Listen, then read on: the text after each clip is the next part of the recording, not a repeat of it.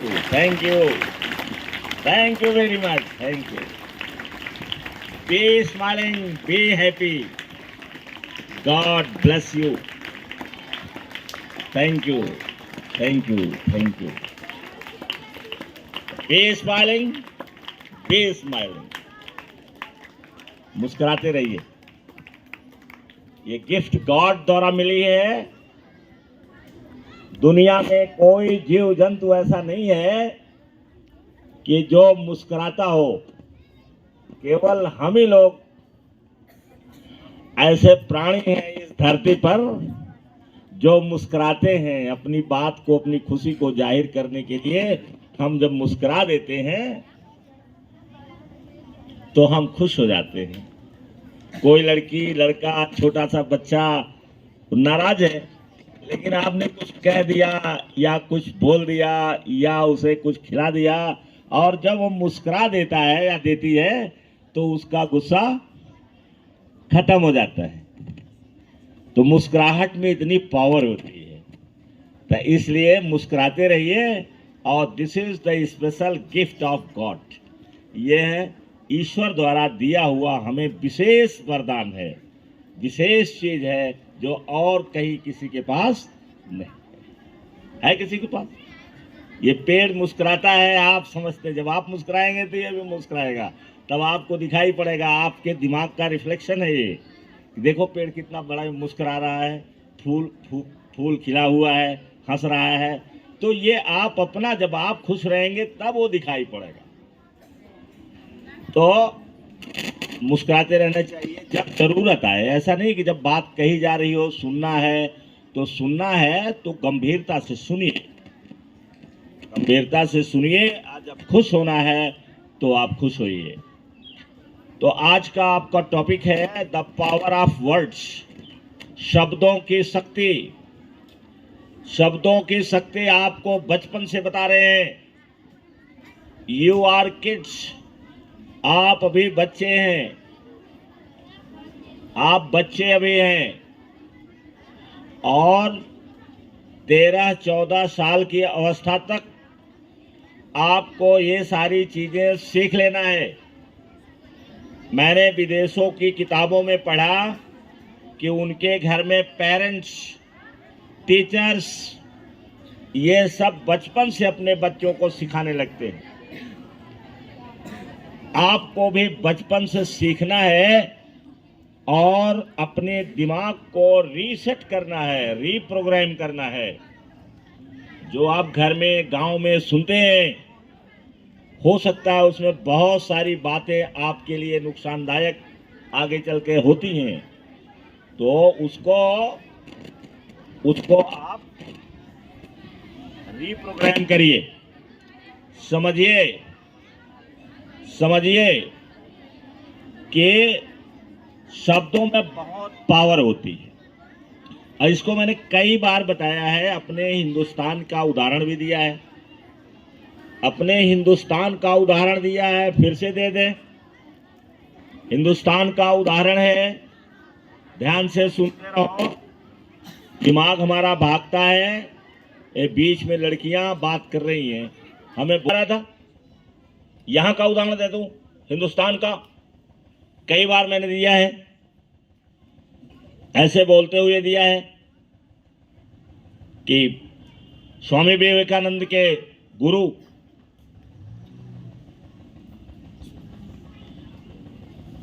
बेल्लूर मठ में जहां वो रहते थे, वहां वो ऐसे ही जैसे आपको हम बता रहे हैं, ऐसे अपने शिष्यों को कुछ उपदेश दे रहे थे. उसी समय एक कोई पंडित आ गया. पंडित माने ज्ञानी, जो अपने को समझता है उसे पंडित कहते हैं.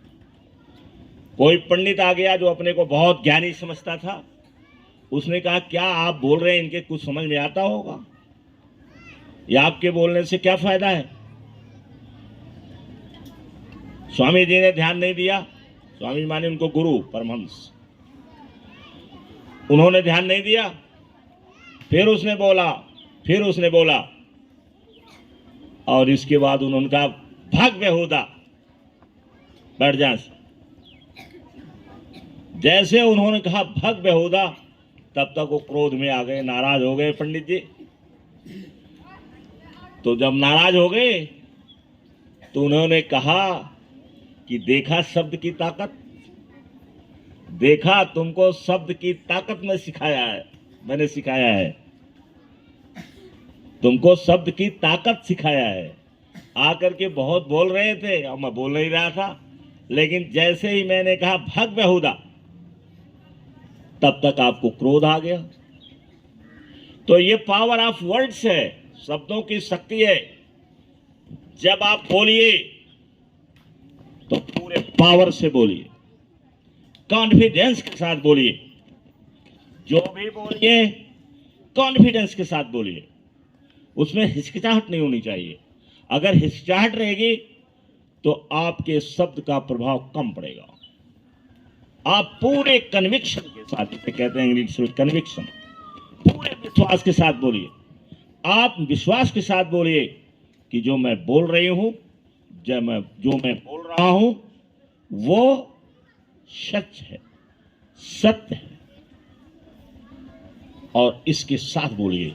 तो देखिए अगले वाले पर क्या प्रभाव पड़ता है।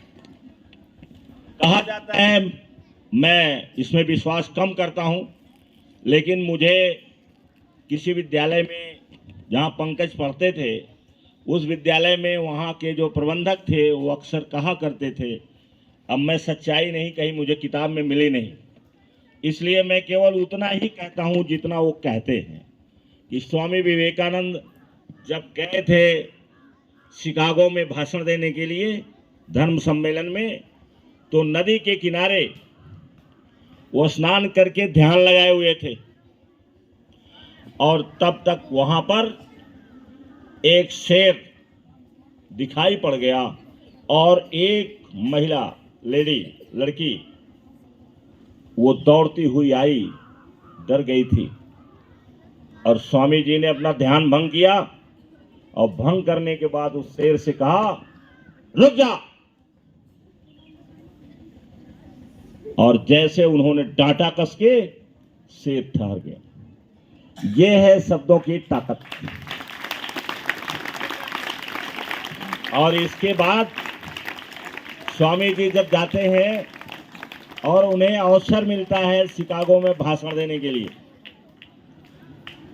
शिकागो में भाषण देने का जब उन्हें मौका मिलता है जीरो पर बोलने के लिए, क्योंकि भारत एक गुलाम देश था, वहां गुलाम देश का प्रतिनिधि नहीं उसको जगह मिली, गुलाम देश के प्रतिनिधि की जगह वहां नहीं थी, इसलिए उनको 0 नंबर पर कहा गया बोलने के लिए। लिस्ट तैयार थी, और उस लिस्ट में चूंकि भारत एक गुलाम देश था इसलिए इनकी जगह नहीं थी, तो 0 पर बोलने के लिए दिया गया। और जैसे स्वामी जी बोले, क्योंकि महान वक्ता थे और बहुत बड़े ज्ञानी थे, वो कहते हैं कि उनके बराबर का होना बड़ा मुश्किल है। एक किताब को एक बार देखते थे, पढ़ते थे, वो याद हो जाता था। अब कुछ अतिशयोक्तियां रहती हैं, अब चूंकि मैं उनसे मिला नहीं, केवल मैंने सुना है और बहुत कुछ पढ़ा है। तो स्वामी जी जब खड़े होते हैं बोलने के लिए,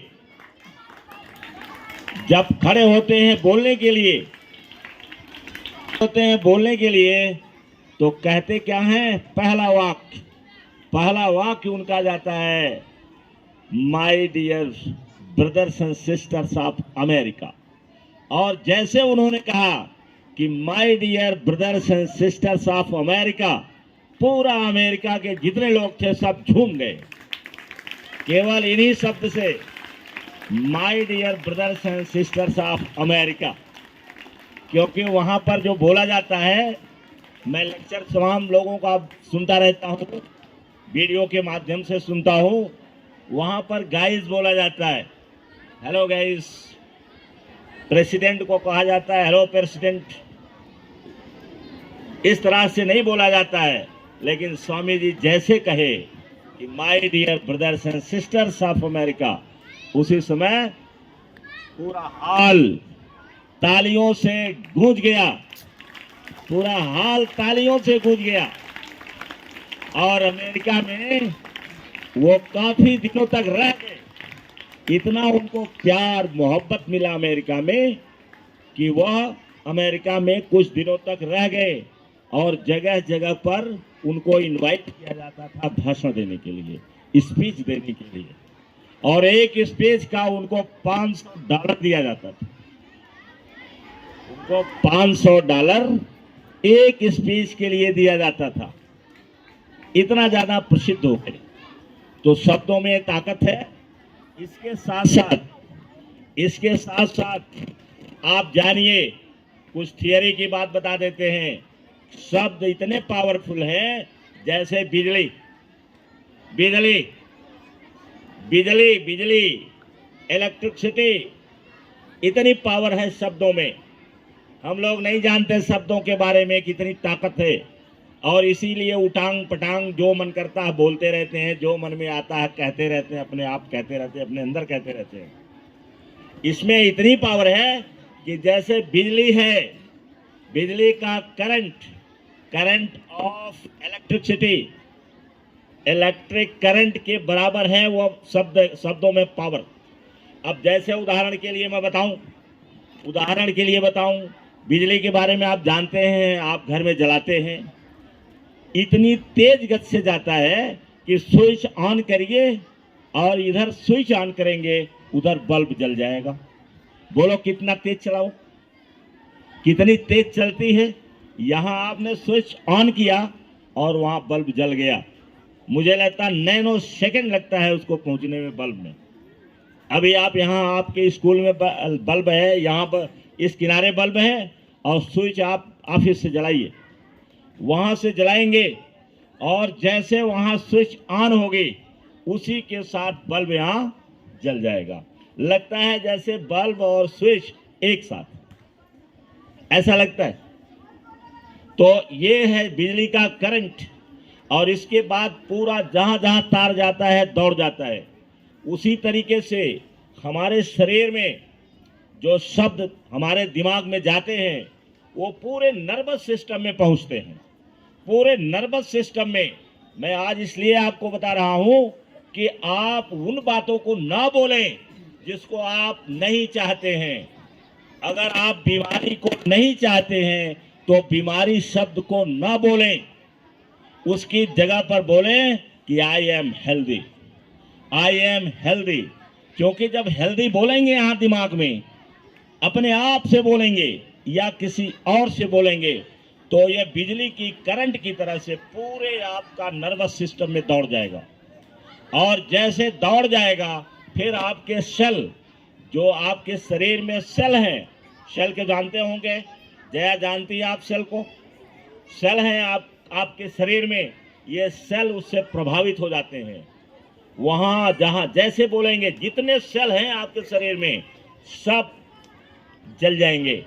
और इसके बाद बीमारी की बात करोगे तो बीमारी आएगी।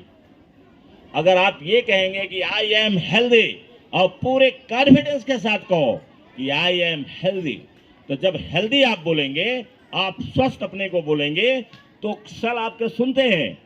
सेल आपके सब सारे शब्दों का जो करंट है वो आपके सेल में जाता है और फिर सेल उसी तरह से व्यवहार करते हैं। जैसे स्विच को ऑन करिएगा तो बल्ब जल जाएगा और स्विच को ऑफ कर दीजिएगा तो बल्ब बुझ जाएगा।